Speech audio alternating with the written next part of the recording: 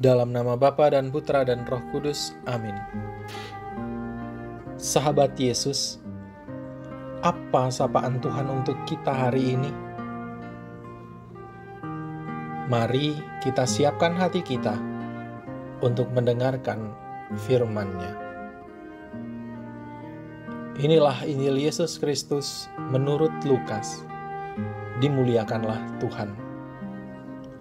Sekali peristiwa Yesus bersabda, "Celakalah kalian, hai orang-orang Farisi, sebab kalian membayar persepuluhan dari selasih, inggu dan segala jenis sayuran, tetapi kalian mengabaikan keadilan dan kasih Allah. Yang satu harus dilakukan dan yang lain jangan diabaikan. Celakalah kalian, hai orang-orang Farisi, sebab kalian suka duduk di tempat terdepan di rumah ibadat dan suka menerima penghormatan di pasar. Celakalah kalian, sebab kalian seperti kubur yang tidak memakai tanda. Orang-orang yang berjalan di atasnya tidak mengetahuinya." Seorang ahli Taurat menjawab, "Guru, dengan berkata demikian, engkau menghina kami juga." Tetapi Yesus berkata lagi, "Celakalah kalian juga, hai ahli-ahli Taurat, sebab kalian meletakkan beban-beban yang tak terpikul pada orang, tetapi kalian sendiri tidak menyentuh beban itu dengan satu jari pun." Demikianlah Injil Tuhan. Terpujilah Kristus. Saudara-saudari yang dikasihi Tuhan, celakalah kita jika hanya mengejar pengakuan manusia, namun kehilangan kasih Allah. Orang-orang Farisi dan ahli-ahli Taurat, mereka yang tahu baik tentang hukum Taurat dan taat dalam memenuhi tuntutan-tuntutannya, dikecam oleh Yesus.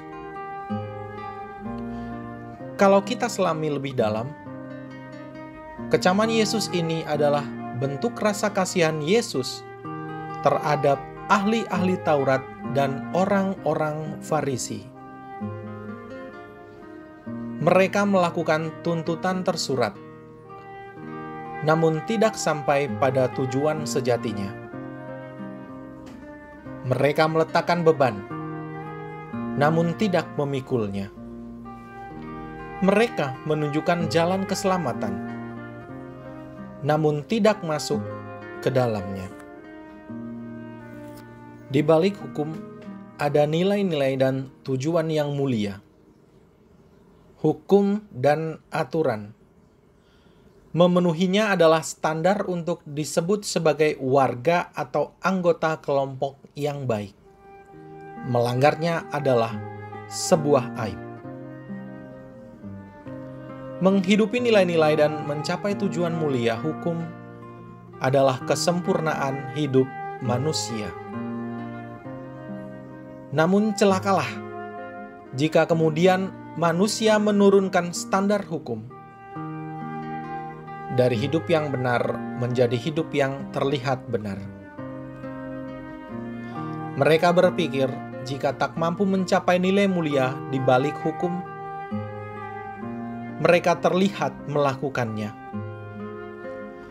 Manusia memilih diakui oleh manusia daripada diakui oleh Allah. Yesus mau agar semua kita yang tahu baik tentang hukum Allah menjalankan hidup kita secara seimbang. Yang satu harus dilakukan dan yang lain jangan diabaikan. Kita harus memulai terlebih dahulu mendapat pengakuan dari Allah dengan mengedepankan keadilan dan kasih Allah. Kita memberikan roh kepada setiap tindakan kasih, bukan hanya sekedar memberi laporan kepada sesama bahwa kita sudah melakukan sesuatu. Kita terlebih dahulu memikul salib kita, sehingga kita mampu membuka hati orang lain untuk memikul salib mereka. Jika kita mampu melakukan hal utama yang tidak tertulis, niscaya yang tertulis bisa kita lakukan dengan mudah. Jika kita mencari kemudahan dengan melakukan yang tertulis terlebih dahulu,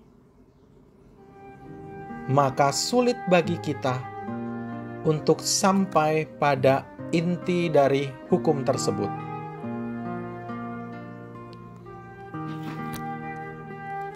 Marilah kita berdoa.